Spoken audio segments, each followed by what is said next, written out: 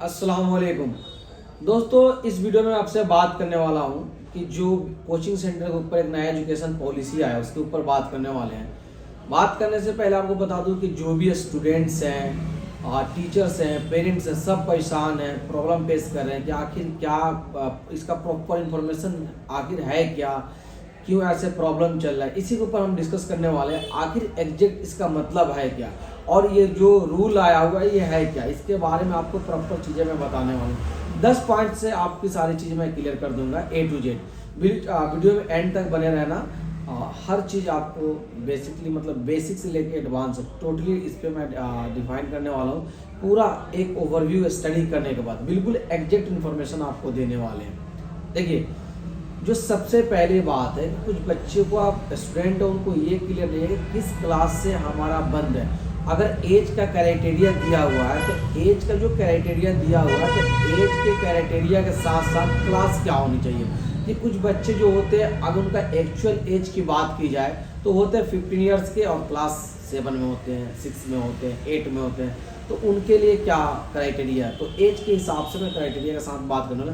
पहला पॉइंट यही है। पहला पॉइंट क्या है कि जो भी बच्चे का अगर मैक्सिमम उसका एज 16 ईयर्स होता है, 16 साल का होता है, तो उसका कोचिंग में अलाउड नहीं है। यानी जब से उसकी पैदाइश होती है, जो भी बच्चे बर्थ लेते हैं, न्यू बेबी से लेकर 16 ईयर्स तक जो भी स्टूडेंट है जिनका एज 16 साल है, उस स्टूडेंट का कोचिंग सेंटर में अलाउड नहीं है।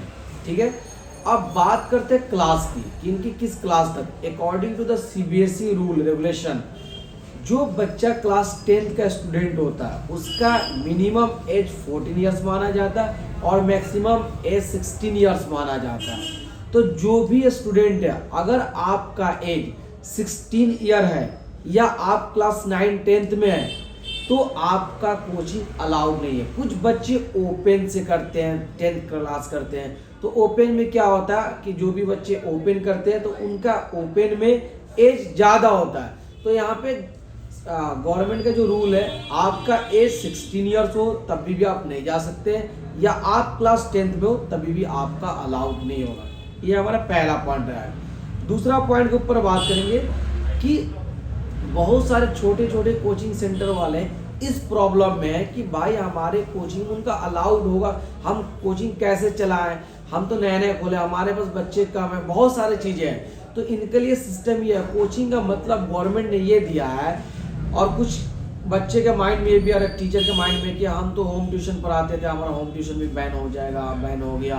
तो ऐसा कुछ भी नहीं है। इसका पॉइंट क्या है कि गवर्नमेंट ने कोचिंग का मीनिंग एक दिया। मीनिंग ये दिया कि जिस कोचिंग में अगर 50 स्टूडेंट है, 50 स्टूडेंट है, तो वो कोचिंग कंसीडर नहीं किया जाएगा। अगर उस कोचिंग सेंटर में अगर 50 बच्चे भी हैं, मैंने पूरे दिन में अगर 50 स्टूडेंट पढ़ते हैं, तो वो कोचिंग सेंटर नहीं माना जाएगा। वो अपना कोचिंग चला सकते। ये नोटिस उनके लिए नहीं है। ये नोटिस उनके लिए जो बड़े बड़े कोचिंग सेंटर हैं जिसके पास 50 से ज़्यादा स्टूडेंट है, वो उसके लिए। आप होम ट्यूशन जा सकते हैं, आप 50 बच्चों को भी पढ़ा सकते हैं, आपको कोई प्रॉब्लम नहीं आएगी। या आपके लिए नोटिस नहीं है। अगला पॉइंट की बात करते हैं क्वालिफिकेशन के ऊपर। गवर्नमेंट हमारे क्वालिफिकेशन के ऊपर यह डिफाइन किया है कि मिनिमम कोचिंग सेंटर में ग्रेजुएशन की क्वालिफिकेशन चाहिए, वो भी पास आउट डिग्री के साथ। यानी आप 3 साल का बैचलर किए हो या 4 साल का बीटेक किए हो तो ही आप टीचिंग करा सकते हैं। अब एक क्वेश्चन और आता है अगले पॉइंट के ब्याप पे कि देखिए, कुछ बच्चे हैं वो एनटीटी कर लेते हैं, कुछ पीटीटी कर लेते हैं, तो छोटे छोटे क्लास में आप पढ़ा सकते हैं, लेकिन आपकी क्वालिफिकेशन एनटीटी, पीटीटी या डीएलएड, बीएड या पीएचडी होनी चाहिए। अगर आप टीचिंग कर रहे हैं तो आपके पास जो सर्टिफिकेट होना चाहिए, आपका एनटीटी का या प्राइमरी टीचर ट्रेनिंग का, पीटीटी का, इसके साथ साथ डीएलएड, बीएड या आपके पास पीएचडी होनी चाहिए, तब आप टीचिंग करा सकते हैं। अगला पॉइंट के ऊपर बात करेंगे, स्पेस के ऊपर गवर्नमेंट ने क्या बात करी है। स्पेस के ऊपर गवर्नमेंट ने यह बात की है कि आपके पास इतना स्पेस होनी चाहिए। अगर सिंगल चेयर लगाते हैं तो उस पर सिंगल ही स्टूडेंट बैठ सकता है। कुछ ऑर्गेनाइजेशन क्या करते हैं कि डबल सीटर लगाते हैं, 2 सीटर लगा देते तो उस पर 3 बच्चों को बैठा देते हैं। और मतलब अगर उस क्लासरूम में 50 बच्चे बैठ सकते तो क्या करते, उसमें 70 बैठाते। तो ऐसा भी आप नहीं कर सकते।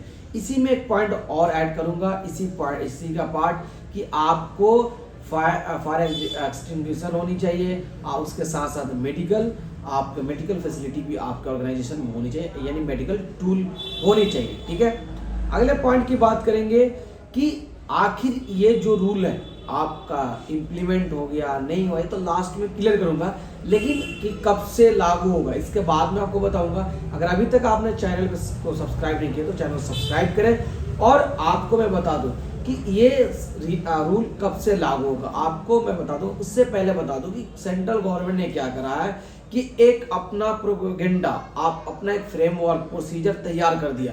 क्यों करा है कि इसकी वजह है कि हम फेक एडवर्टीजमेंट करते हैं, हम बच्चों को अगर बीच में किसी रीजन से वो स्किप करते हैं, वो भी आगे आपको पॉइंट मिलेगा।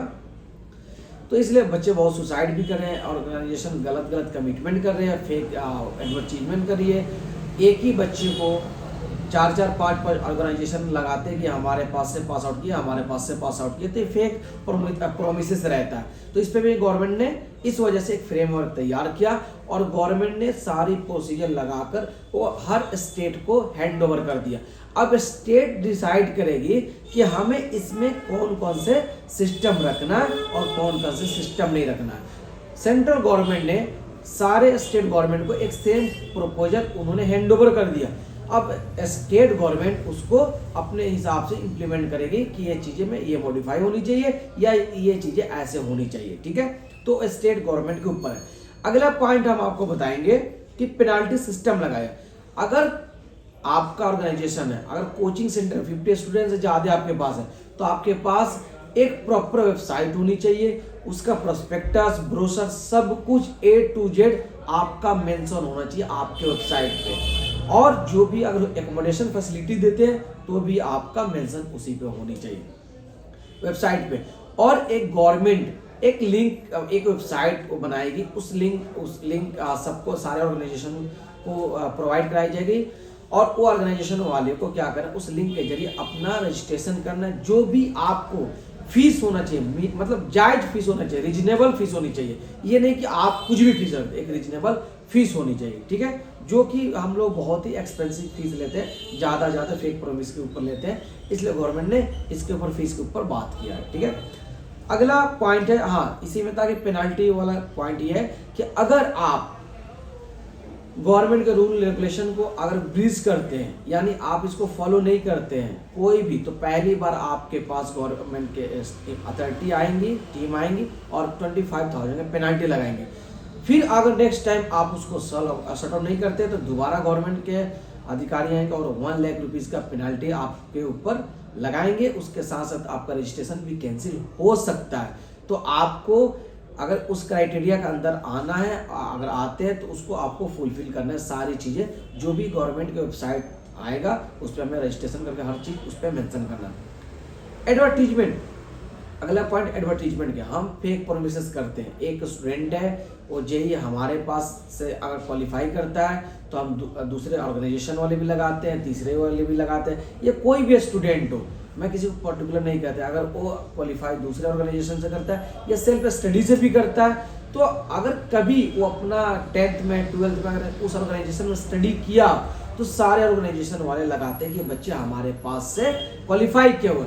और ऐसा कुछ भी नहीं होता कि नॉर्मल एज में कोई भी बच्चा 4 साल 5 साल पहले किसी ऑर्गेनाइजेशन में 1-2 घंटे के लिए क्लासेस कर लेते हैं या 2-4-5 महीने कर लिए, तो उसको फेक प्रोमिसेस दिखा कर उस एक बच्चे के ऊपर बहुत सारे बच्चों को एडमिशन इन्वॉल्व कराते हैं फेक एडवर्टीजमेंट से। तो गवर्नमेंट ने साफ डिनाई कर दिया कि आपको फेक प्रोमिसेस नहीं करना है, और ये भी नहीं करना है कि हम आपको गारंटी के साथ टेस्ट निकलवाएंगे, ये करेंगे। गारंटी तो देना ही नहीं देना है, और इसके साथ साथ आप फेक प्रोमिस नहीं कर सकते हैं। अगला पॉइंट है कि अगर कोई बच्चा किसी ऑर्गेनाइजेशन में एडमिशन लेता है और उस ऑर्गेनाइजेशन का अगर चार्ज मान लीजिए 5 मंथ का कोई कोर्स चल रहा है और उस ऑर्गेनाइजेशन का चार्ज है 15,000, यानी पर मंथ 3,000 चार्ज है, और वो स्टूडेंट किसी भी वजह से 2 महीना क्लासेस करने के बाद आपके ऑर्गेनाइजेशन में प्रॉब्लम हो या उस स्टूडेंट के साथ कोई प्रॉब्लम होती है और उस वजह से अगर आपका ऑर्गेनाइजेशन को छोड़ना चाहता है, तो